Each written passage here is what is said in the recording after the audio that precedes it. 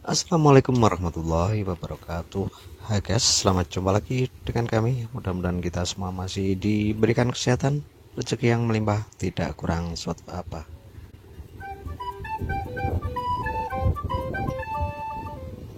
Tak terasa sudah 2 bulan nih tanaman bawang merah aku guys.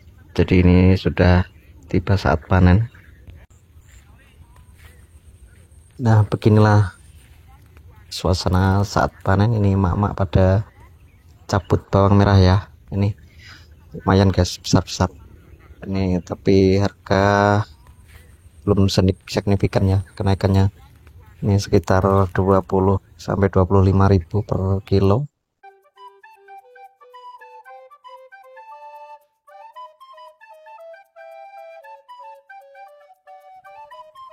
Ini kita tengok dulu sumber airnya karena kita ambil air dari sini ya.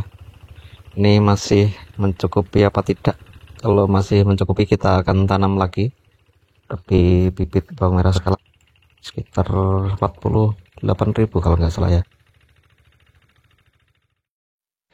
Tapi ini perkiraan masih berani ya karena jatah air dari waduk itu masih belum diambil ya, jadi masih ada kesempatan untuk tanam bawang merah lagi.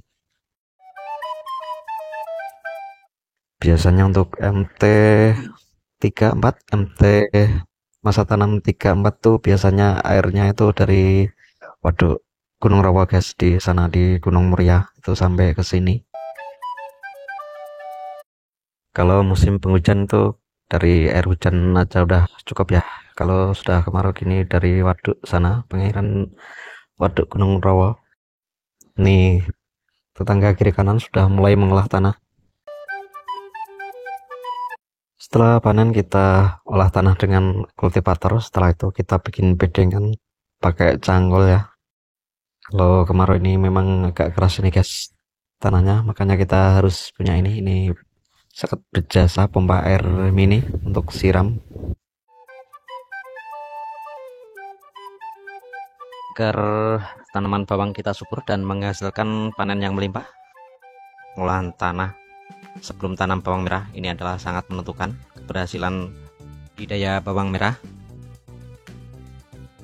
karena yang pertama itu bisa menciptakan struktur tanah yang ideal, kemudian yang kedua meningkatkan kesuburan tanah, yang ketiga mengendalikan gulma dan hama penyakit. Yang pertama menciptakan struktur tanah menjadi ideal ya, karena bawang merah itu membutuhkan tanah yang gembur. Karena dalam pengolahan tanah kita tentu memecahkan gembalan tanah yang padat ya, yang akan menciptakan ruang pori-pori. Ruang pori-pori yang cukup itu untuk aerasi atau pertukaran udara pada akar ya. Juga sebagai drainase, mungkin ada genangan atau rongga di dalam bedengan itu bisa tiris ya, air yang di situ tidak menggenang, jadi akar bisa berjalan lancar di dalam bedengan. Kemudian yang kedua, ini bisa meningkatkan kesuburan tanah, karena dengan pengolahan tanah kita punya kesempatan untuk mencampurkan pupuk dasar atau pupuk kandang atau kompos atau pupuk lainnya, bisa jadi merata ya. Jadi akan meningkatkan kesuburan tanah.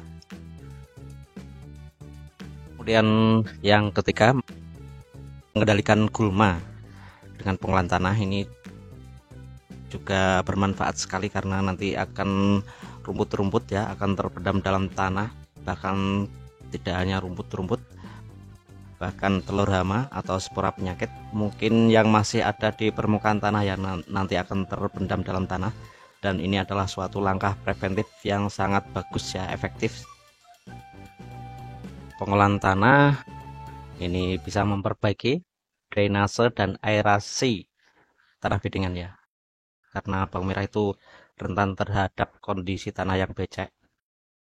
Maka pengolahan tanah yang tepat adalah akan bermanfaat sekali, karena air menggenang di sekitar umbi itu akan segera tiris ya, dan mengurangi risiko busuk pada akar atau penyakit lainnya. Dan aerasi yang baik itu juga berarti akar akan mendapatkan oksigen yang cukup untuk bernapas dan berkembang ya.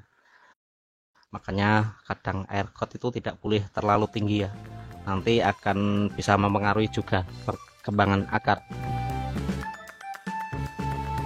Oke, setelah pengolahan tanah sudah selesai dan memenuhi syarat ya, ini mak-mak sudah mulai tanam bawang merah ini ya. Biasanya mak-mak memang ya. Untuk ukuran jarak tanam biasanya kita memakai ukuran jempol dan telunjuk ya. Jangan sampai terlalu rapat, nanti akan udara tidak lancar ya.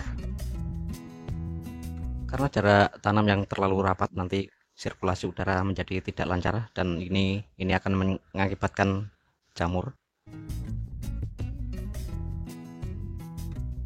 Setelah tanam selesai nanti kita semprotkan herbisida pratumbuh agar tidak tumbuh rumput ya. Bibit rumput tidak tumbuh selama 25 hari biasanya.